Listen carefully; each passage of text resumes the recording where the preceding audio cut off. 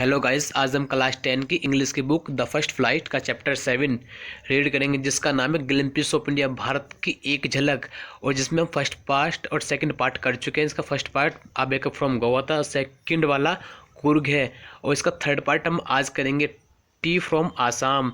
ठीक है, और मैं उन दोनों के फर्स्ट सेकंड के लिंक अपनी इस वीडियो में डिस्क्रिप्शन में दे दूंगा। ठीक है, तो आप मेरे चैनल को विजिट करके देख सकते हैं। ठीक है, तो हम इसकी पहले समरी देख लेते हैं। ठीक है, तो इसकी समरी क्या क्या है। ठीक है, तो हम स्टार्ट करते हैं।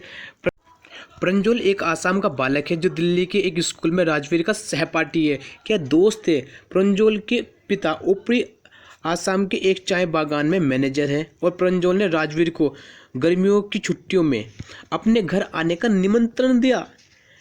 गरम गरम चाय, एक फेरी वाले ने ऊंची बोली में आवाज़ लगाई। वह उनकी खिड़की तक आया और पूछा, चाय साहब, हमें 2 कप दे दो, प्रंजुल ने कहा। उन्होंने गर्म भाप वाला चाय लेकर पिया। लगभग हर कोई उस बोगी में चाय पी रहा था।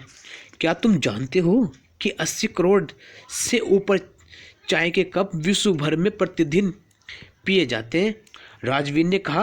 वाह वाह, प्रंजुल ने हैरानी जताई। चाय वास्तव में बहुत मशहूर है।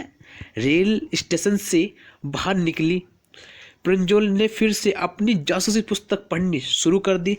राजवीर भी जासूसी कहानियों का एक प्रबल प्रशंसक था, किंतु उस समय वह खूबसूरत दृश्य देखना चाहता था, क्योंकि वो घूमने जा रहा था, इसलिए सोचा था कि मैं कुछ नया देखूं। हर जगह हरा ही हरा था। राजवीर ने पहले कभी भी इतनी अधिक हरियाली नहीं देखी थी। उसके बाद नरम हरे धान के खेतों ने चाय की झाड़ियों को जगह दे दी। धान के खेत समाप्त हो गए और चाय के बागान दिखाई पड़ने लगे। वे बहुत ही शानदार दृश्य था। घने पेड़ों वाली झाड़ियों के पृष्ठ पटल पर दूर जहाँ तक नजरें देख पाए चाय की झाड़ियों का एक समुद्र सा फैला हुआ था। ठीक है, ये जब जा रहा था तो वहाँ पे बिल्कुल आस पास जहाँ से वो देख रहा था, जहाँ तक कि उसकी आइज जा रही थी, वहाँ सब कुछ उन्हें चाय के बागान दिखाई दे रहे थे। ठीक है, यहाँ पे फिर हम स्टार्ट करते हैं।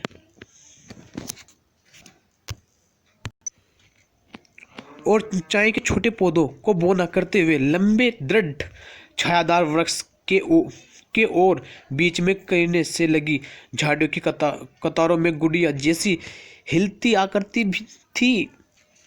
चाय की पत्ती तोड़ने वाली स्त्रियां या लड़कियां, क्या बुजुर्ग महिला।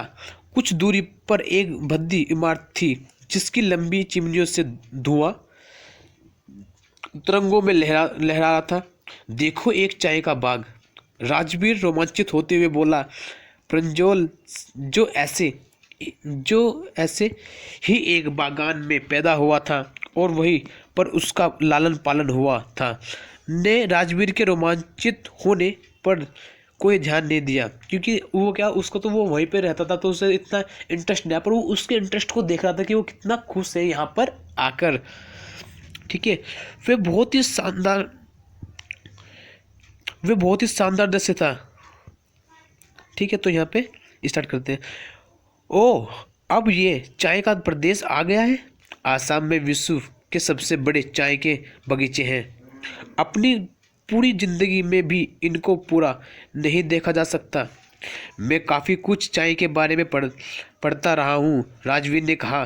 कोई भी वास्तव में ये नहीं जानता कि चाय की खोज किसने की, किंतु इसके बारे में अनेक गाथाएं कि अनेक बात कही जाती है। कौन सी दंत कथाएं हैं? सुनो, ये एक चीनी सम्राट के बारे में है जो पीने से पहले पानी को अच्छी तरह से उबालता था। एक दिन पात्र के नीचे जलती हुई टेनिस की कुछ पत्तियां पानी में गिर गई और उनसे एक स्वादिष्ट स्वाद उत्पन्न हो गया। ऐसा कहा जाता है कि वह चाय की पत्तियां थी। मुझे दूसरी सुनाओ, प्रंजुल ने हंसी में कहा। इस बार में एक भारतीय कथा भी है। बोधि धर्म। एक प्राचीन बौद्ध तपस्वी ने अपनी पलकों को काट लिया क्योंकि ध्यान लगाते समय उसे नींद आ जाती थी। उसकी पलकों से चाय के 10 पौधे पैदा हुए। इन पौधों की पत्तियां जब गर्म पानी में डाली जाती और इसे पीने पर यह नींद को दूर भगा देती। चाय सर्वप्रथम चीन में पी गई। राजवीर ने आगे कहा, लगभग 27,000 ईसा पूर्व। यहाँ तक कि टी, चाय और चीनी जैसे शब्द चीन से ही आए हैं। चाय यूरोप में 16वीं शताब्दी में ही आ पाई और इसे पेय पदार्थ की वजह औषधि के रूप में पिया जाता था। रेल खड़खड़ाती हुई मेरियानी जंक्शन पर पहुंची। लड़कों ने अपना सामान इकट्ठा किया और खचाखच भरे प्लेटफॉर्म पर चल पड़े। प्रंजोल के माता पिता उनका इंतजार कर रहे थे। जल्द ही वे धकियाबाड़ी की ओर चल पड़े। ये वह चाय बागान था जिसकी देख रेख प्रंजोल के पिता करते थे। 1 घंटे पश्चात कार ने एक तेज मोड़ काटते हुए माँ को छोड़ दिया। उन्होंने एक खाई के ऊपर बने पुल को पार कर लिया। धेकियाबाड़ी चाय बागान में प्रवेश कर गए। बजरी की सड़क के दोनों ओर कई एकड़ के चाय की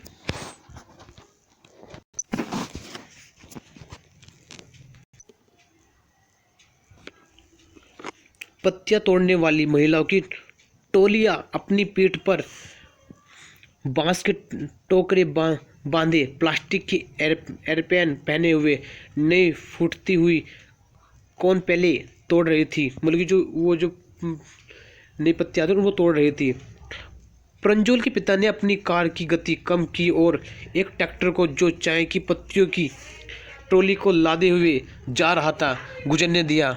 ये दूसरी फसल या अनुकरण का समय है। ने बरुआ जी, राजवीर ने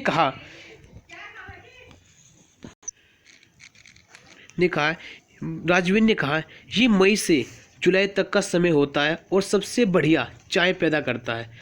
ऐसा प्रतीत होता है कि यहाँ आने से पहले तुमने इस संबंध में अच्छी जानकारी हासिल की है।